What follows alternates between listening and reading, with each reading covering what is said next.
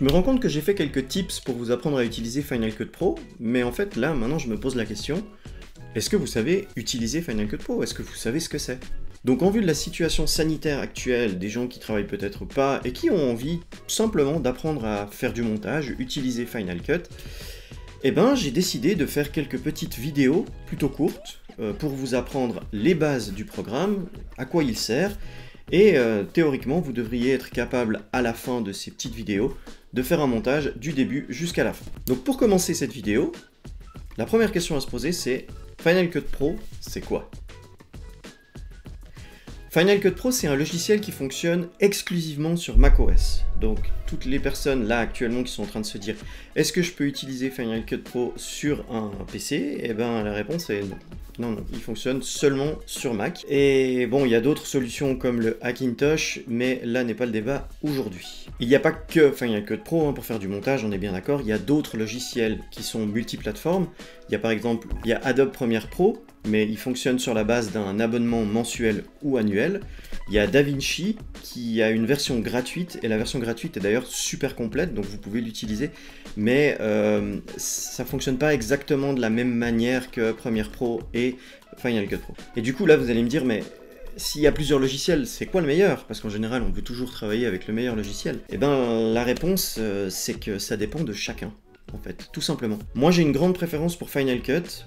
Pourquoi? Simplement parce que j'ai utilisé Premiere Pro sur le long terme, je l'ai utilisé sur PC et sur Mac, et je m'arrachais les cheveux. Déjà, pour moi, il n'est pas du tout intuitif, il bug constamment, il n'est pas fluide, j'avais des crashs à répétition, des fois j'avais même des corruptions de sauvegarde, je devais revenir en arrière et tout recommencer. Payer un abonnement mensuel pour ça, c'est quelque chose... Pour moi, c'est pas possible. Je suis passé sur Final Cut parce que j'avais un Mac. Final Cut, on le paye une seule fois, il est mis à jour.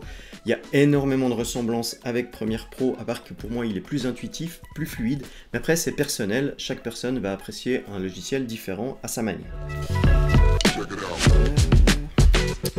Bon, alors maintenant, on va lancer Final Cut et je vais vous expliquer un petit peu comment ça fonctionne. Donc, vous cliquez sur l'icône ici, et la première fois que vous allez ouvrir Final Cut, ça va être exactement cette fenêtre-là. En général, le logiciel est scindé en 3 parties.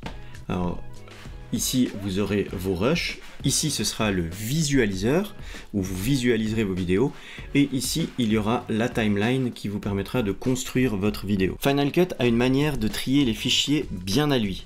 Il y a une bibliothèque qui contient des événements et qui contient des projets. Donc par exemple, tu pars en vacances, tu vas mettre toutes tes images dans ta bibliothèque, ensuite tu veux par exemple séparer tes vacances en plusieurs journées, donc tu vas créer des événements, jour 1, jour 2, et il y aura ton projet, donc ton montage classé dans l'événement. Pour te montrer tout ça, on va commencer par importer des rushs. Donc pour importer des rushs, il faut créer une nouvelle bibliothèque. Donc on peut mettre ouvrir bibliothèque, et là vous avez les bibliothèques qui ont déjà été ouvertes.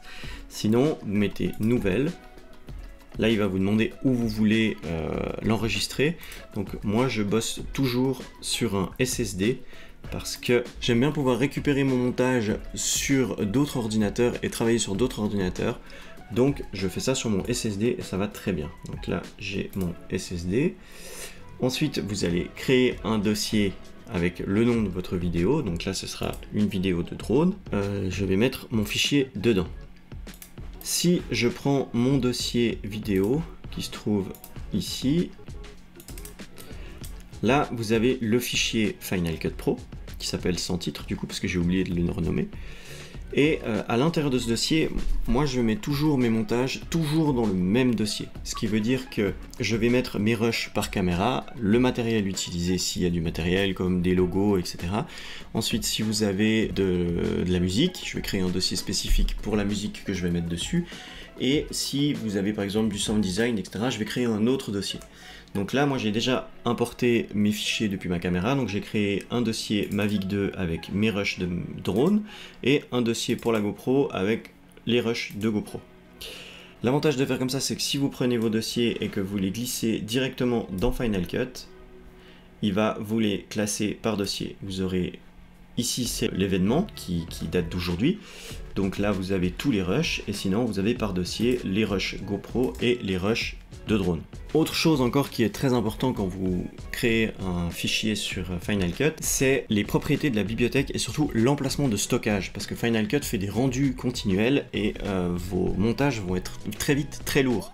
Donc pour pas saturer la mémoire de votre ordinateur, moi ce que je vous conseille de faire pour toujours garder tout dans le même dossier, c'est de changer les sauvegardes en allant ici, vous cliquez sur votre bibliothèque, ensuite ici sur propriétés de la bibliothèque à droite, vous avez emplacement de stockage, vous mettez modifier les réglages et vous voyez que les données multimédia sont dans le dossier vidéo drone, mais par contre le cache est dans la bibliothèque, donc sur l'ordinateur, et les sauvegardes sur le dossier Final Cut Backup qui se trouve sur l'ordinateur. Donc moi je change toujours ça, je vais mettre ici le cache, hop, je vais le mettre dans le dossier vidéo drone et la sauvegarde pareil dans le dossier vidéo drone. Ok, j'inclus tout, ce qui fait que directement quand vous avez votre montage, vous avez maintenant le cache et ici les sauvegardes. Voilà, on arrive déjà à la fin de ce premier tuto, je vais m'arrêter là pour pas que la vidéo dure trop longtemps. Comme je vous ai dit, il y aura plusieurs vidéos pour vous apprendre à vraiment utiliser le logiciel du début jusqu'à la fin. J'espère que ça vous a plu.